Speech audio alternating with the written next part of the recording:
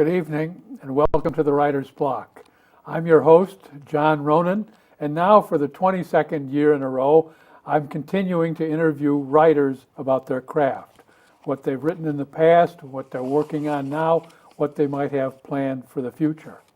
We also have other stripes of artists on. We've had musicians and painters and actors on. It's a pretty wide net. We're open to other ideas. If you have an idea for a guest who might be right for the Writer's Block, writer or not writer, please watch for our address at the end of the program. We'd be glad to get your suggestions.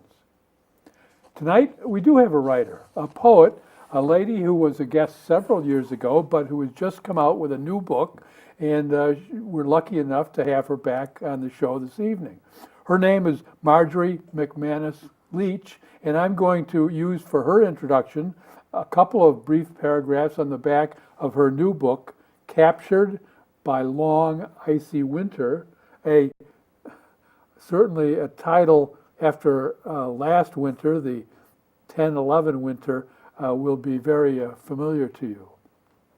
Marjorie McManus Leach, retired librarian and peace activist, is the author of two autobiographies, Unexpected Harvest, A Faith Journey in 4 Seasons, and On Being Born Again and Again, A Widow's Mite Striving for Justice in the World. Injured from a fall in 2006 while on a mission to Chiapas, Mexico, Leach left the Southwest for permanent residence in Gloucester, near her married children and grandchildren. She's been here ever since. For many years, this has been her fair weather residence. Newly confined by nature's bleakest season, Leach found unexpected, fresh new life in writing poetry, a good occupation during our long winters. Marjorie, welcome to the Writer's Block again. Well, thank you. I'm glad to be here. Very nice to have you back. Now, I read briefly from your book's profile Yes. that you've written for a long time. I'd like to ask you where that came from, that your desire to write. Was that from your parents or grade school teachers? Where did that begin long ago? Well, I'm sure it probably started with my father being a newspaper man. And then in high school, he got the newspaper he worked with to take me on as one of the 2 high school correspondents.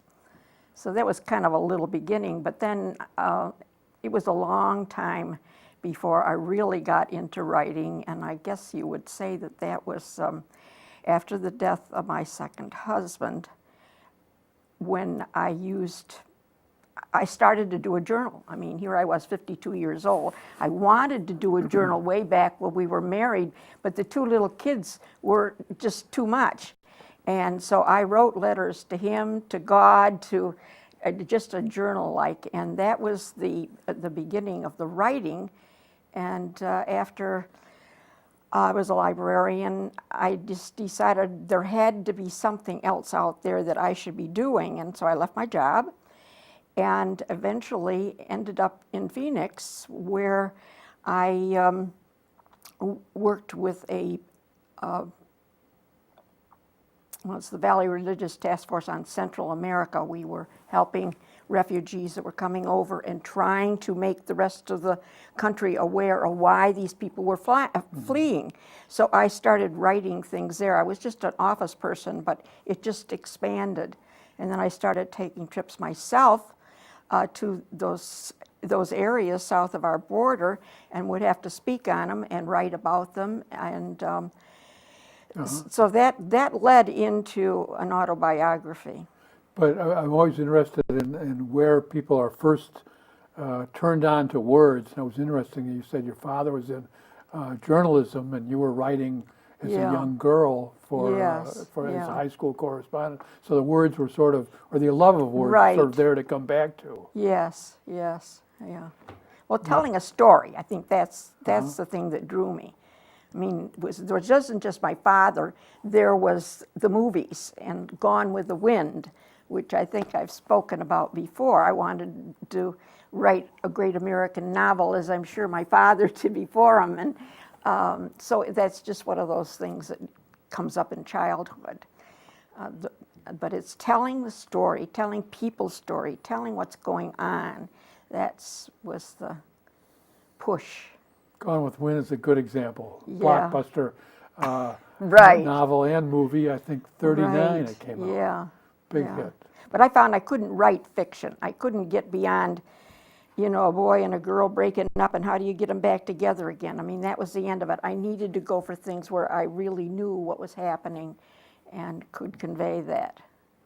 Now, you mentioned you were in Phoenix, Right. which has quite a different climate than Oh, Cape yes. Ann. I've seen recently. Oh, yes. The temperature in Phoenix has been about 110. Oh, that kind of climate. Yes, yes. Physical climate, Right. because I'm thinking of leading into the title of your book, Yes, yeah. because it's a striking title, Captured by Long, Icy Winter. And that's certainly the kind we have here often. Yeah. We did last year, and I bet we do this year again. Afraid so.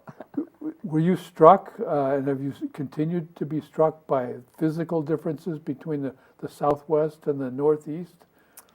Well, I think I am so enveloped with what is here that I really don't think too often about what is over there. I keep contact with people, and I guess they had a terrible windstorm just recently. Yeah, Now, one person I correspond with very frequently never mentioned it. And so I mentioned it to somebody else. My niece lives down there, and she said how terrible it was, and I can't remember her words for it. But, so it just depends on where your mind is. Is your mind in just what's happening right around the physical things, or is your mind someplace else, which was true of my other friend. We have a different kind of a correspondence.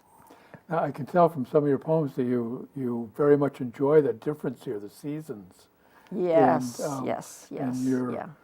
your awareness of winter is sharp, but it's not dread, I don't think. No, It's sort no. of respect more. Is there a poem you could pick out from the book that would give our viewers a sense of the seasonal fabric that the title suggests? And I'm going to hold this up while You're gonna hold that up looking while for a I'm looking book. I'm going to hold this up because because it's yeah, a beautiful let's book. see, This is Marjorie Leach, Captured by Long, Icy Winter. I think we've got that on a good shot. I hope there's not too much reflection. Which a book published in late 2010, a little less than a year ago, as we speak. And subtitle, I should add, Poems from Gloucester, Massachusetts.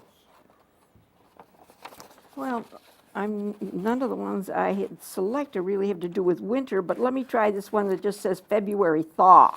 Okay. That might do it. What page is that on? That's on page 35.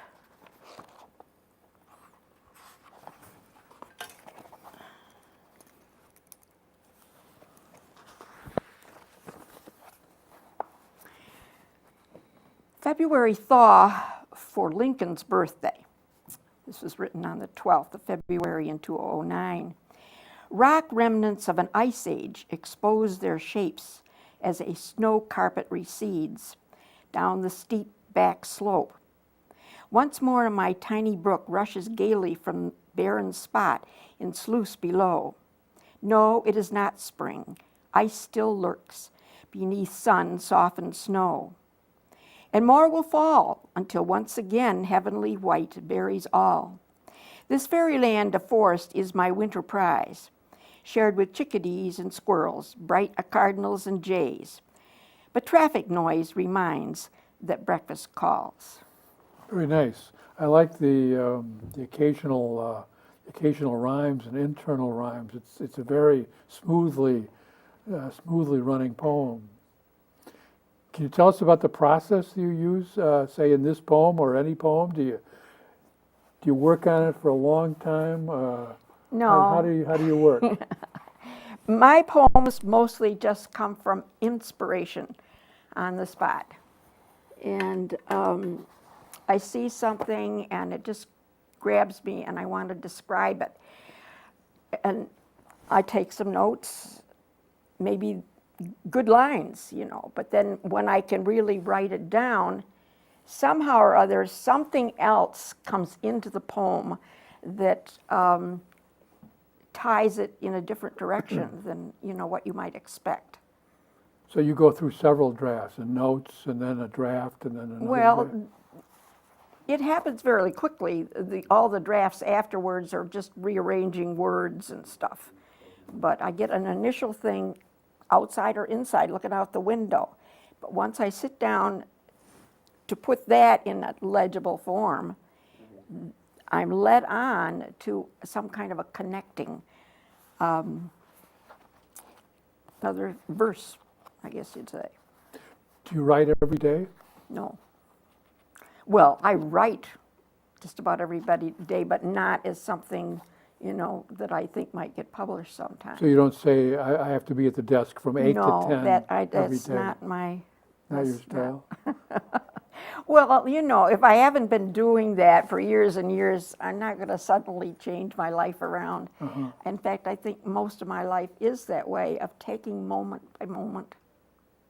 Once you get off the daily grind of getting up and going out to a job at a certain time, etc., if you can, you let the Spirit lead you, and that's what I do. Can you pick another poem that, on whatever theme you would like Well- to talk about from, Well, here is one Captured that's by sort of Long about, Icy this is a Winter. changing season, okay? but it tells a little bit more about my life. And you'll see where the inspiration comes from, just, when I start. It's called Crow's Call. And what page Oh, is that we're on? on 116. Okay. The call of crows this chilly autumn morning reminded me of V's of geese that used to signal time to load my car and wander afar for winter in the west. Through rolling fields and purple peaks I drove until out of desert sands Phoenix arose, a hive of activity spurring my life anew. But it was not geese making a long flight, just common crows that stay around to clean the streets. Now, I too remain nearby, stitching pieces together. Will they make a seamless whole? Old grief, foreign adventures, and angels when I need them make a lively story, but I do not yearn for glory. Knowing I have touched other lives as they have touched mine in a quest for the best we each can do is more than enough. It would be great to know the good bestowed, but the doing satisfies. Very nice. You have an affection for crows, I think. Well, they make a lot of noise. They do but make a lot of Well, the blue jays are maybe more prevalent in my backyard than the crows are. Really? So I was out walking when I got the crows, yeah. Crows lately have been very common, and they can raise Yeah. a huge Yeah. amount of I don't know din. quite. I don't know quite why. Maybe it's because we have so many blue jays around that the crows stay away. Now, is this poem arise when you were I was out walking. for a walk? Yeah, I was out for a walk and I heard the crows and I was thinking, well, about this time of year, I would be thinking about packing to go back west. And so then those little items just, all came, they just all came together. And then I'm thinking about, well, I go out there west and I'm doing all these things, working for a volunteer organization, et cetera, and you don't really know how much good you do. And so and I was working practically full time there, day after day. I had enough extra time to get out and hike and walk and write, but I never. You don't really know what's going to come of that. And Yeah. I reached a point in my life that it doesn't matter. It's the doing that is the exciting part. I like especially the title of this poem. It sounds like a crow with the consonants. Crow calls. Yeah, We can't speak yeah. of crow's song. Well, I have a few crows in there. A few crows. Yeah. Can you tell us something about how you got the book together when you started to compile the poems and the process of bringing this book out? Oh, okay. Well, there are 3 sections in that book, but I think by the time I got through one, I well, you can count them there. Not that I put them all in there. I just decided I needed some help, that I really did want to publish them. I mean, he didn't start out with the idea of publishing. This was a kind of a spiritual thing of working through my life. So I sent them to a fellow back in Phoenix that had edited my autobiography.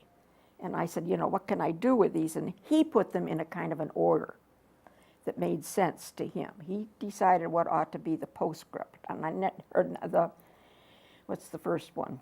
Prologue. I would never have occurred to me. I had them all in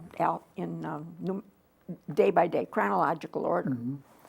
And so that was the beginning step, was getting an order to the books. And I don't think didn't send them all to him. By the time he got them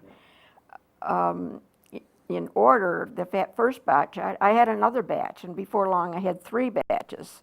So we went from winter to, what did I call the second batch? So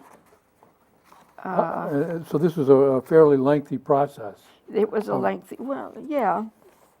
I mean, I had all this together in about a year. Some of the poems had written ahead of time, but, and I can't really give you dates on this, except that I came permanently in January of 2007.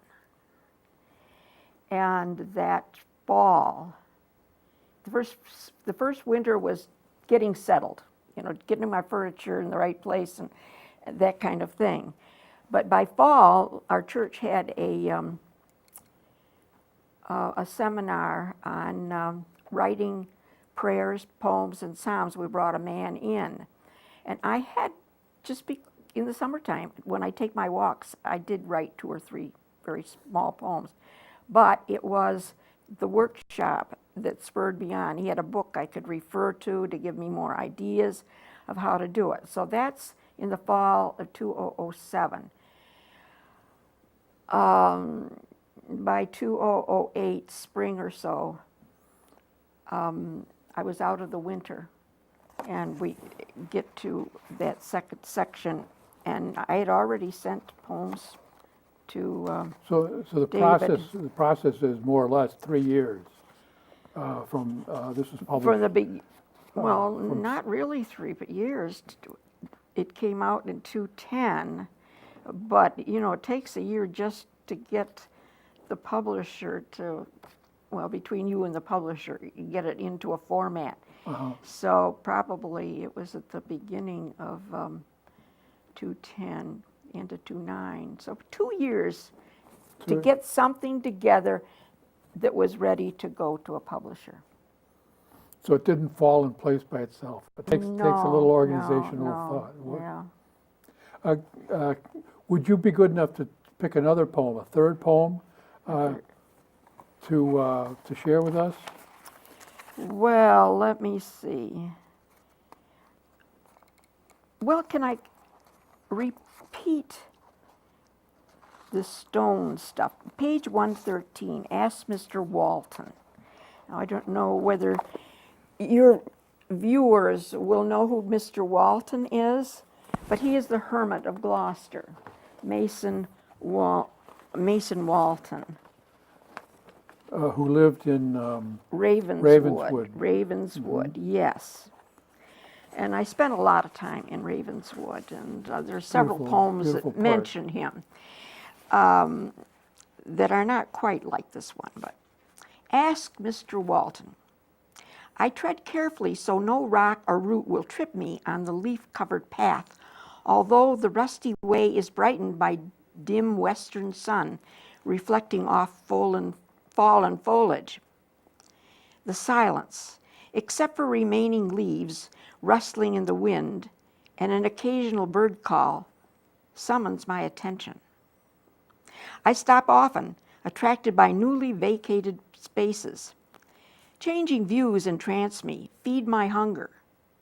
What have others felt in this no longer primeval place?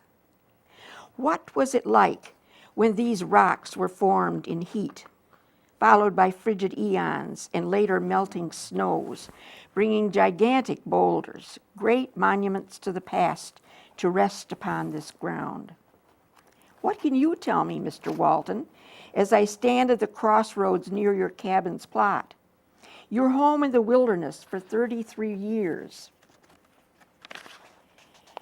Skip what you observed living there here alone so long.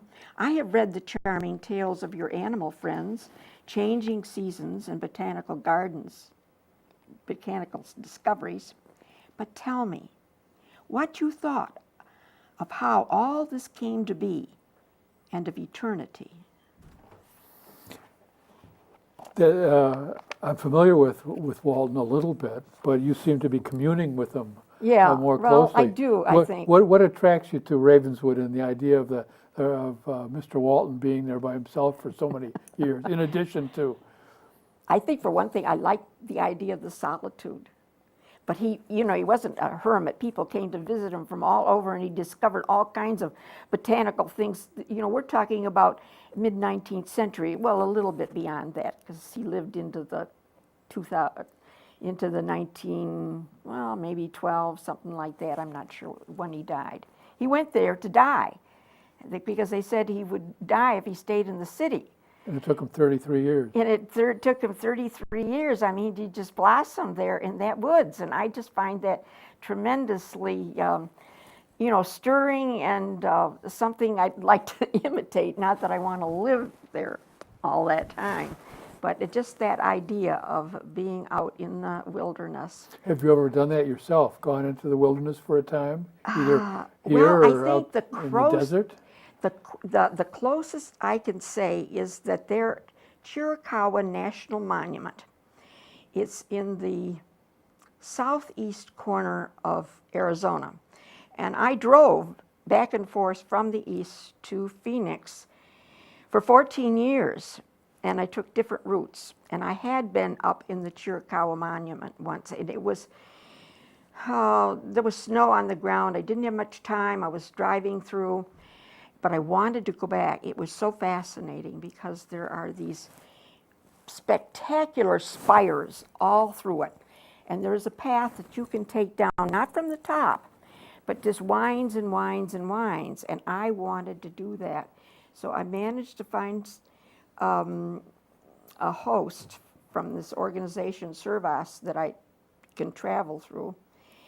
He was a ranger, and he had a house right outside. And he would drive up to that spot at 8 o'clock in the morning. You really had to do it that early to be able to go down. And I spent 5 hours walking down that thing, and I never saw another soul until a man was coming up from the other end, way much, close to the end of my trail. I just got the 5-minute Oh, dear. signal from Yeah. our expert cameraman, Alex. Alex and Alexis are helping Andrew Love this evening. So I'm going to have to begin to wrap up. Where can people get this book? Well, they can get it at the bookstore, Okay. but you can also go online and get it. What's the Yes. website? Amazon? Amazon, Okay. yeah. Now I just got the 3-minute signal, so now I've got to You got to talk. I've got to hurry up. Yeah. Thank you very much, Marjorie Lee, You're for being certainly on welcome. the program and sharing Captured by Long Icy Winter. I hope our audience has enjoyed the 3 poems. I wish we had time for more, but it's a quick half hour. Yeah. I want to thank everybody in TV land for being with us on the Writer's Block this evening as well. And remind you, as I have a few programs this year, about the yatesgame.org, a website that has information about a Gloucester play that originated here and is going to be in New York in February of 2012. If the Writer's Block has helped you learn something about Marjorie Leach's poetry this evening, then we've done our job. And if you're satisfied with this evening's performance, please join us again next week on the Writer's Block. Thank you and good night.